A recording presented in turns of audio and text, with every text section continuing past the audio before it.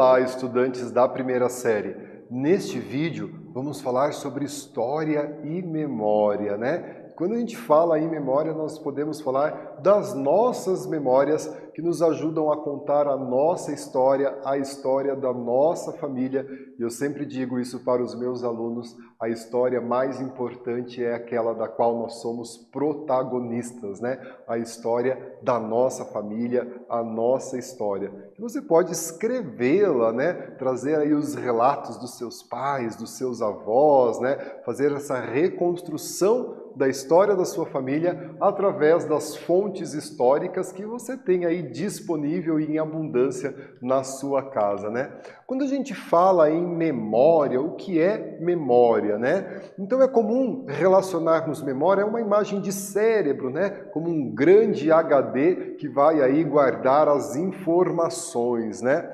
Mas a gente pode pensar a memória como a memória psicológica, né? Está ligada à lembrança e é uma das muitas funções mentais do indivíduo. Então, quando você conversa, né, com alguém da sua família, com os teus avós, com os seus tios, e eles trazem as memórias dele, as lembranças que ele tem, né?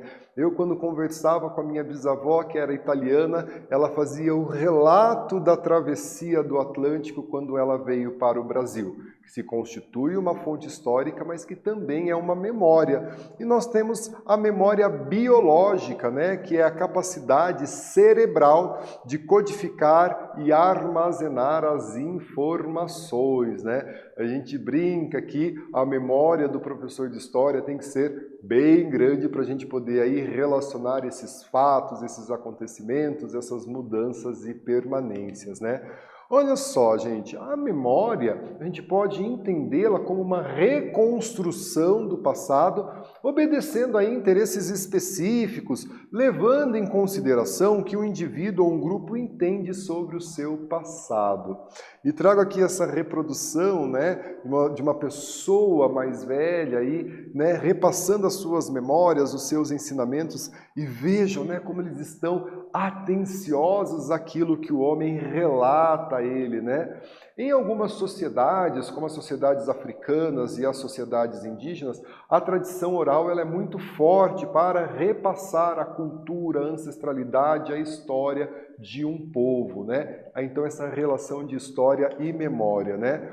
E a partir desse conceito de memória, nós vamos ter aí as reconstruções, as construções de uma iconografia, né, que ajuda a contar a história do Brasil, como por exemplo no quadro Independência ou Morte, né, a figura de Dom Pedro aqui ó, no centro, né, e a construção de uma imagem heróica de Dom Pedro, né, uma imagem mais elitizada. Nós vamos ter aqui também ó, o martírio de Tiradentes, né, esse óleo sobre tela, e aí a construção dessa imagem de Tiradentes como um mártir pela independência do Brasil, que lutou ainda no final do século XVIII para que o Brasil se emancipasse, se tornasse independente, né? E através dessa reconstrução, trago aqui para vocês ó, uma outra forma de entender essa história e a memória. Nesse quadro aqui, percebe, também é a proclamação, né, da independência do Brasil, Dom Pedro I ali. Dom Pedro não está empunhando uma espada, ele está empunhando um chapéu, né? Vejam que ao redor de Dom Pedro e as pessoas, né, grupos sociais mais populares, do que na imagem criada por Pedro Américo, que é uma imagem mais elitizada desse fato histórico da história do Brasil. Beleza?